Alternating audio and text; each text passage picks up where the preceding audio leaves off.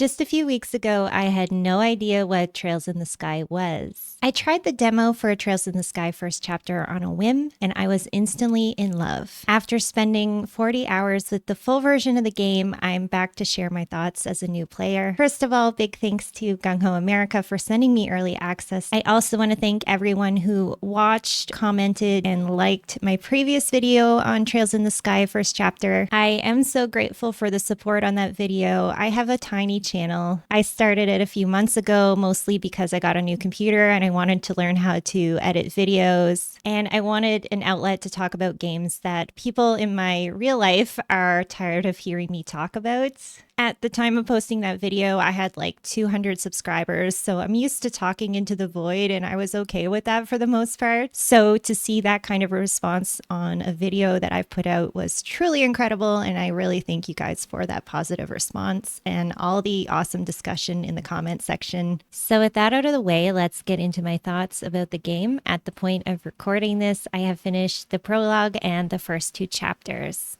I had initially planned on finishing the game before I put this video together, but with receiving the code less than a week before launch, working full time, and not being someone who makes any money from YouTube, I felt like trying to fly through the game on high speed mode for the sake of a video would probably ruin my experience and not really be of value to anyone. Despite the story progressing and taking some turns, I don't see the core bones and mechanics of the game changing between now and the end, so I feel very comfortable sharing my opinions and observations at this point. One of the things I spoke about in my previous video on the Trails in the Sky first chapter demo was the cozy feeling that I got while playing this game. A few people disagreed, of course, which I expected, but a lot of you could relate, which I thought was really cool. Since playing more of the full game, my stance hasn't changed. If anything, I would double down on my opinion that to me, this game is truly cozy. It brings that sense of familiarity, comfort, immersion, and exceptional world building that gets me feeling all comfortable and wrapped up in a game. I can hear some of you warming up your Twitter fingers already, waiting to tell me how dumb I am for thinking a series with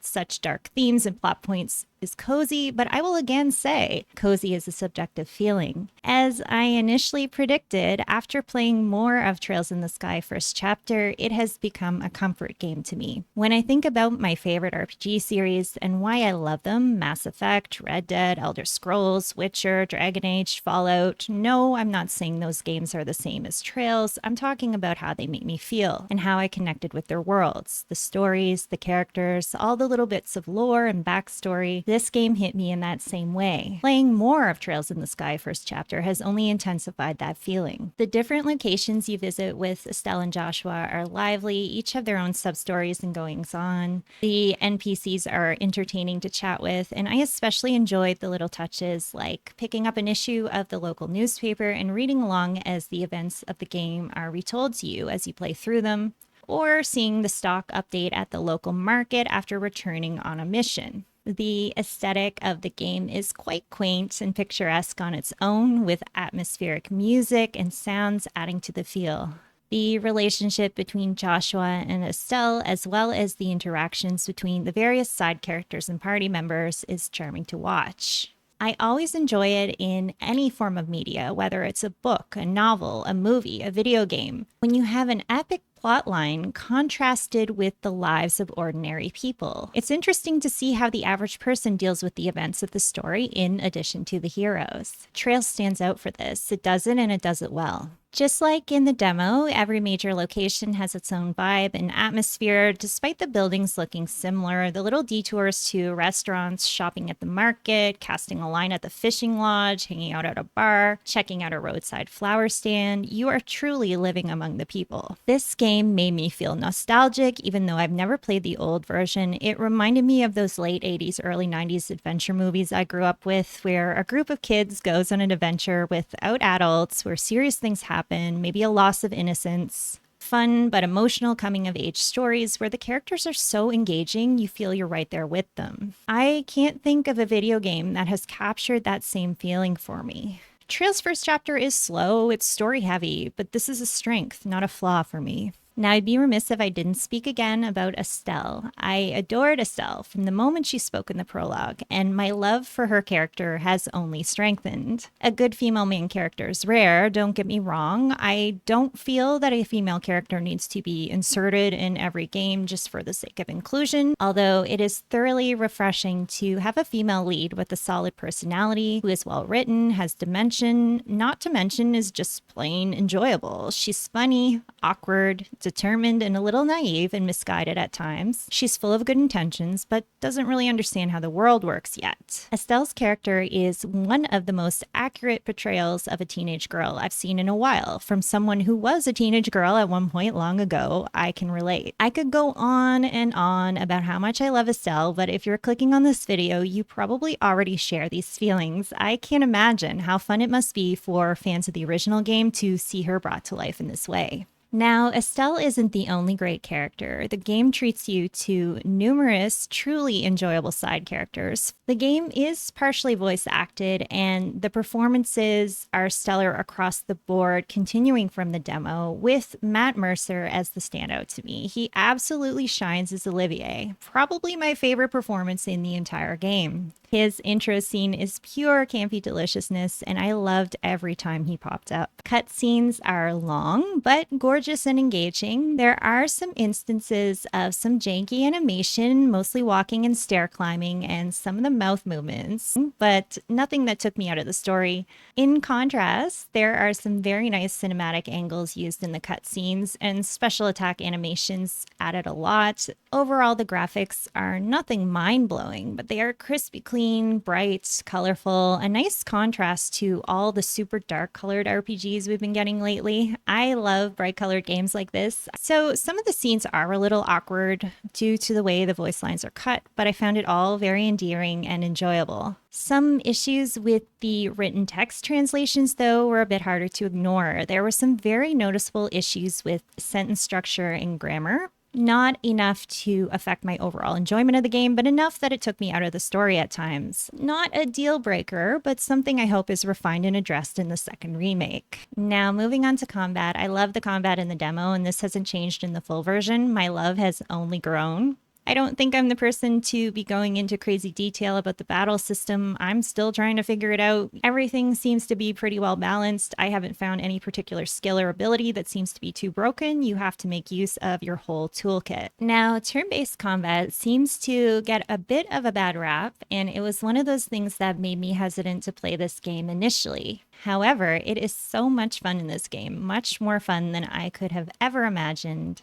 Dealing with tight spaces or awkward positioning to get the various position-based bonuses was a lot of fun. The various characters that you meet that rotate in and out of your party give you the opportunity to try fun new attacks and is a pleasant change from controlling only Joshua and Estelle in the early game. Once you have 4 people in your party, you can trigger even more powerful burst attacks in addition to the regular chains and follow-ups, which are incredibly satisfying. The animations for the various crafts and arts are gorgeous and a lot of fun to watch. There is obviously the ability to skip them if you want to. However, I found myself watching a few of them every once in a while just because they were so epic. My favorite monster attack I've encountered was the Little Shop of Horrors-esque monster that swallows your party members whole for a few turns, removing them from battle but not killing them, and then spitting them up a few turns later, slimy and depleted. I also enjoyed the absolutely ridiculous power-up found in the least convincing street gang ever. There is nothing tougher and more masculine than repeatedly spanking your boys on the butt to get them fired up to fight. Everything was extra and over the top in the best way, but beautifully animated and really fun to watch. With regards to difficulty level, I am typically a player on easier story mode. I played the demo on normal and continued into the full game on normal with minimal issues. For someone who's never given a turn-based game a proper try, I found it fairly complex at first. There is a lot of information and acronyms thrown at you quickly. I think it would have been nice to have more of a hands-on tutorial, skippable for the more experienced players maybe. For a game that will likely bring a lot of people unfamiliar with this style of combat, it seems like a bit of an oversight. The info is all there in written form, but for a new player, this might be a lot. For better or worse, I don't typically read manuals, so my advice advice to new players would be to play around, experiment with what works, and of course, pay close attention to the left side of your screen and the weaknesses and resistances of each enemy you encounter. I still don't think I really understand how to slot in the quartz properly. I confess I mostly use the auto equip and then shuffle them around until I get attacks that sound cool. Hopefully, once the game releases, someone smarter than me will put a nice guide out.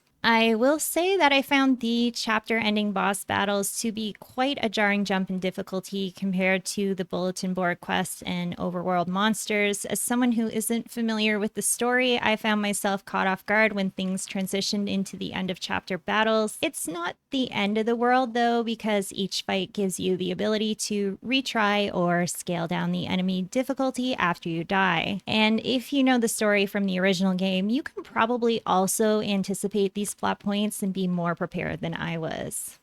In my opinion, the boss battles felt more like how I feel playing normal mode in other games, and the rest felt slightly easier than what I would typically consider normal, which to me makes me feel like things are a little off in terms of the scaling of the difficulty levels. Regardless, there are 2 steps up and 2 steps down in difficulty if you do need to adjust. The game is also quite generous in terms of the in-game achievement system. I was surprised at all the nice rewards you get for just going about your business, and lots of new support abilities given as you level up. This helps to smooth out the difficulty spikes. The cooking system is also lots of fun and quite helpful for saving your skin in battle. I love traveling around to the different locations, trying the themed cuisine, seafood dishes at the fishing lodge, fancy food at the swanky restaurants, popcorn and ice cream at the school fair. Cute details that really added to the immersion. I found myself relying on food a lot during the tougher battles. I will say the thought of someone stopping a bunch of times in a heated battle to slam some apple ice cream and crush a bunch of meatballs is quite an amusing thought to me. If you're someone like me who's new and a casual gamer and the story and setting sound interesting, but you're worried about the combat, don't be. It's a lot of fun even if you're trash. A beginner can have fun here, and I really hope it doesn't intimidate anyone from trying this game.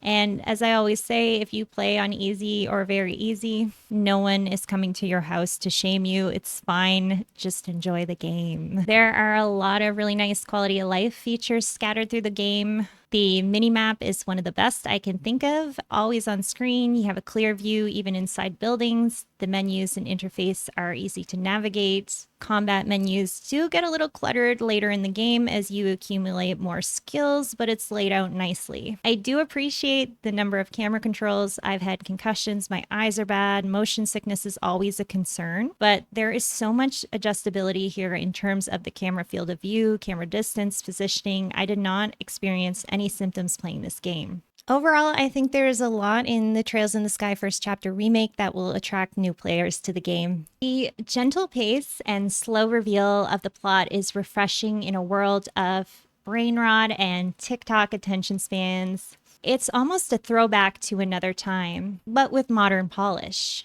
There is a real sense of richness and life in the world in Trails of the Sky. There are so many well thought out little details that really bring this game to life. On the other hand, the game's complex combat system and lack of intuitive tutorials may turn off some new players. I also think some of the difficulty spikes in this game might turn off and frustrate new players as well. Don't get me wrong, I don't think the game needs to be made easier. I don't think it needs to be simplified, but I think it's more about how the mechanics are introduced to new players. And the other thing I want to address that keeps coming up is that I am well aware this game ends in a cliffhanger, but to me, this isn't really a problem. I think it might have something to do with the size of my gaming backlog and the fact that I grew up in an era where you would sometimes have to wait a full year for a new season of your favorite show. I honestly don't mind waiting. I don't mind putting this game aside and waiting for the second remake to come out. Given that this is also an established series, there's also the ability to go back to the older versions of the game. I guess it depends on your ability to be patient and delay gratification, and that's up to the individual player. Overall, I love this game. It's truly something special. I look forward to starting a fresh playthrough on launch day and taking my time with it. Truly one of the best random discoveries I've made this year. I am officially a Trails fan.